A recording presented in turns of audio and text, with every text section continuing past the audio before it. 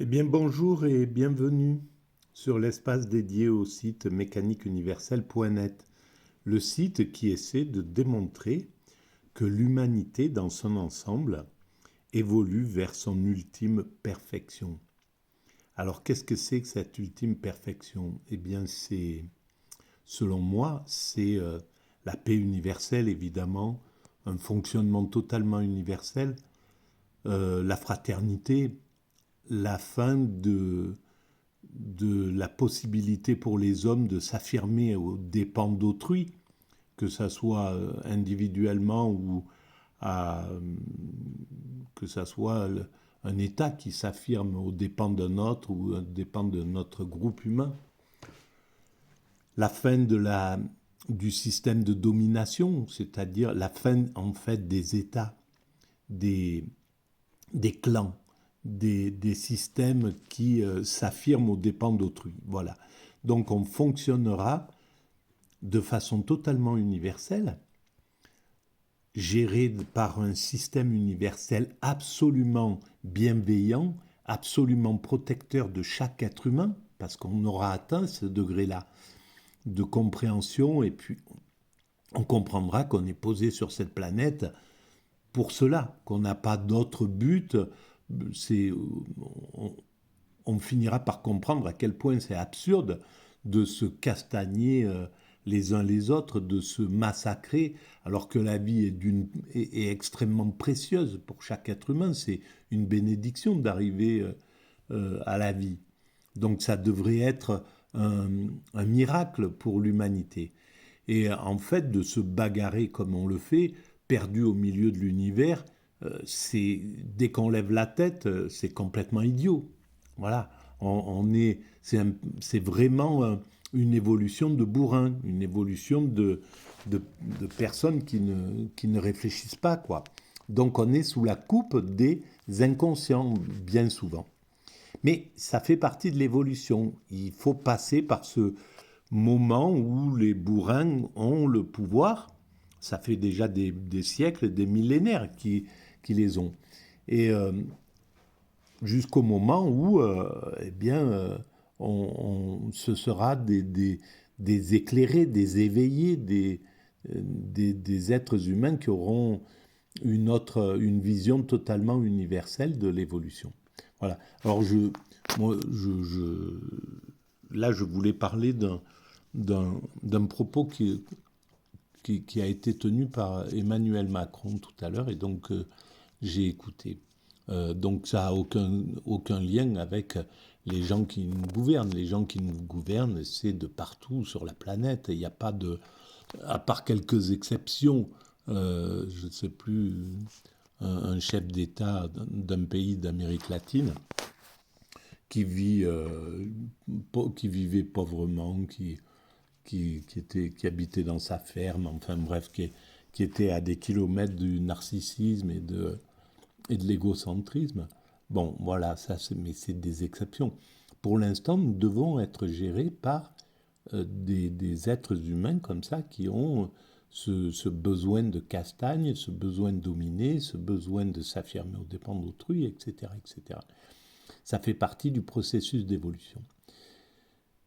Lorsque je parle d'atteindre la perfection dont je parle, en fait, elle concerne les siècles prochains, au moins 2, 3, 4, 5 siècles peut-être, avant d'atteindre cet état-là. Donc il y a encore du temps d'évolution à accomplir. Mais on a fait la plus grande partie de cette évolution.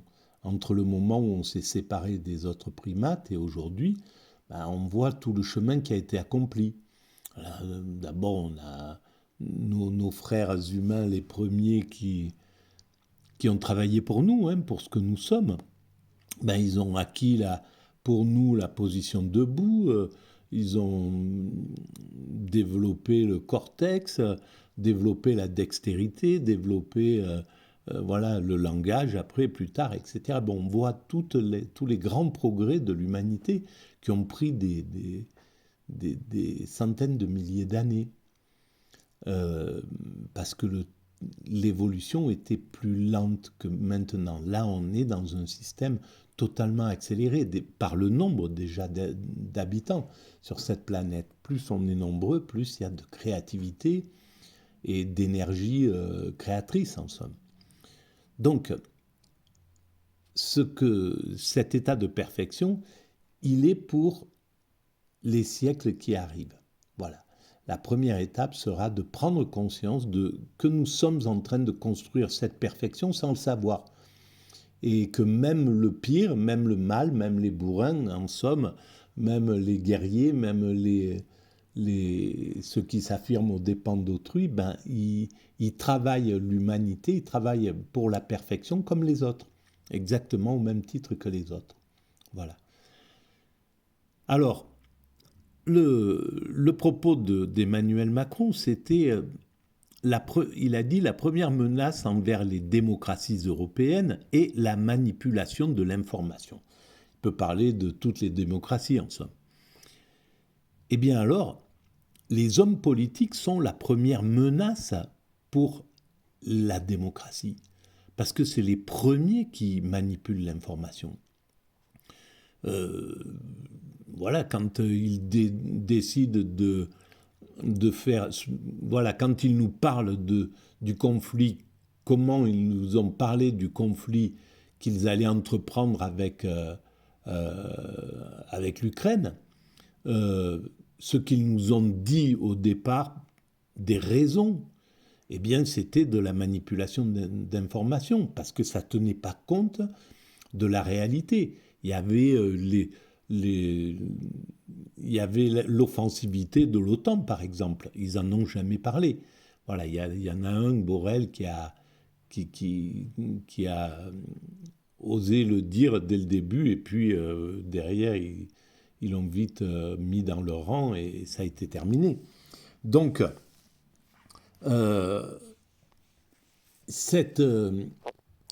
et c'est constant, voilà, sur l'intervention en Libye, en Syrie, etc., sur les retraites, quand ils viennent, ils nous disent, bon, voilà, on ne pourrait pas faire autrement.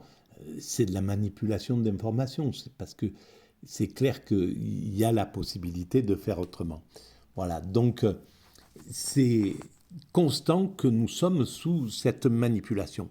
Et d'autre part, il y a la manipulation, l'autre forme de manipulation de l'information grave qui est une menace pour les démocraties, c'est le fait d'avoir donné les chaînes de télévision à l'oligarchie. Parce que l'oligarchie, qu'est-ce que c'est ? Eh bien, l'oligarchie, c'est le patronat. C'est le MEDEF, en réalité. Les 5 ou 6 patrons des chaînes de télé, de CNews, BFM, LCI, etc., TF1, ce sont des grands patrons, quoi. Hein, c'est pas... c'est le MEDEF, en réalité. Et le MEDEF, eh bien, il ne peut pas parler de social comme en parlerait un syndicaliste ou comme en parlerait Bourdieu ou comme en parlerait... Donc il va tout faire pour manipuler l'information pour que nous ne comprenions pas ce qu'ils sont en train de réaliser. Et ils y parviennent puisque la plupart des gens maintenant sont abreuvés de ce que disent la télévision. Et on le voit, c'est systématique. Là, ben voilà, par exemple, les médias les hommes politiques ont dit que la révolte des paysans, elle était légitime, les paysans, on les adore, etc., etc. Quand c'était les gilets jaunes qui leur faisaient vraiment peur, c'était l'inverse. Et donc, le peuple, il subit ce qui est dit. Et quand on parle avec les gens, ben, ils disent « Oui, moi aussi, je soutiens les paysans. » Moi aussi, je les soutiens d'ailleurs. Mais parce que eux, au moins, c'est... Voilà, etc. Bon, bref, comme s'ils étaient des saints dans ce monde... dans ce monde. Il n'y a pas du tout ça. Ils ont leurs propres défauts, leur propre égoïsme. Ils se battent pour eux, ils ne se battent pas pour pour le peuple dans son ensemble, etc., etc. Il y aurait beaucoup de choses à dire sur ça. Bon, en tout cas, c'est juste pour révéler cette chose-là. Donc la manipulation de l'information, elle est dans ces deux pôles, les hommes politiques au pouvoir et les patrons des chaînes, l'oligarchie donc, en somme. Ces deux pôles sont la première menace pour la démocratie. Et d'ailleurs, ils l'ont maltraité, cette démocratie. En 30 ans, en 40 ans, ils l'ont vraiment dégradée à cause de ça. Et pour dire que, pour montrer que ce sont la menace, parce qu'en fait, quand Emmanuel Macron dit la première menace envers la démocratie européenne, c'est la manipulation de l'information, il pointe du doigt les réseaux sociaux, il pointe du doigt les chaînes, bon, maintenant elles sont interdites, mais les chaînes russes ou les chaînes chinoises ou les chaînes, bon, voilà. Et surtout les réseaux sociaux, parce que ce qu'ils veulent, c'est écarter les réseaux sociaux qui sont la voix du peuple en réalité.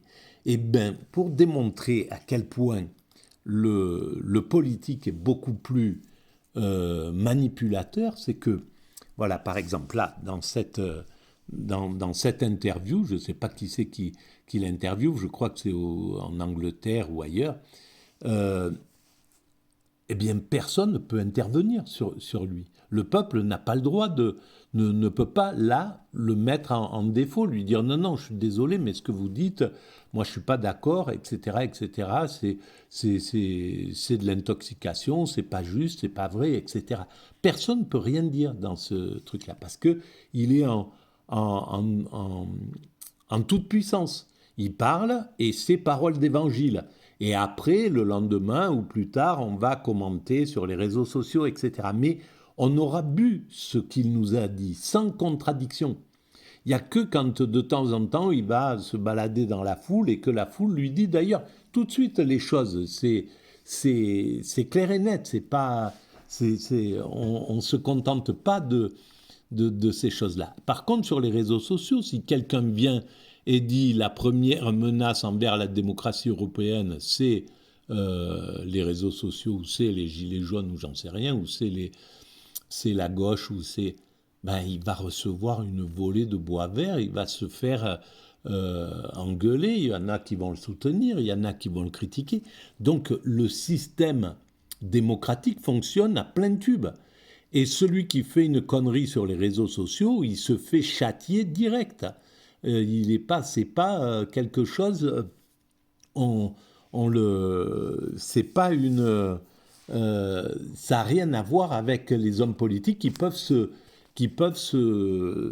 débrouiller, se faire oublier, enfin bref, se faire des conneries. Et puis il y a tout un système qui va passer dans les médias pour faire avaler la pilule. Et ça passe pas sur les réseaux sociaux. Celui qui déconne, il y a eu quelques cas où des influenceurs, etc., ont fait des conneries, des malversations, eh ben, ils se sont fait éjecter direct du truc. Et ça, en politique, ça n'y est pas. Donc les plus grands manipulateurs, le plus grand risque, aujourd'hui, c'est les nouveaux hommes politiques. Les hommes politiques narcissiques, en fait. Parce que avant, ils étaient égocentriques, donc ils avaient une haute opinion d'eux-mêmes, mais elle était juste. Un De Gaulle, il avait une haute opinion de lui-même, mais il ne la plaçait pas au-dessus de lui-même. Et par contre, le narcissique, lui, il a une haute opinion de lui-même, mais elle est frelatée, elle est usurpée. Il se croit plus que ce qu'il est. Donc, il embrouille en fait le peuple. Voilà, dans ce type de relation. Voilà, et ben je vais arrêter là pour cette vidéo. Et je vais d'abord vous remercier de votre écoute et puis de votre soutien. Et je vais vous proposer, comme d'habitude, de mettre des pouces si vous pensez que ces vidéos ont un peu d'intérêt. C'est des visions atypiques, hein, avec un psychisme émis par un psychisme autiste. Je suis autiste, Asperger, et donc ça donne une philosophie qui est atypique. et avec des pensées atypiques, évidemment. Donc, si vous pensez que ça, elles ont leur place sur le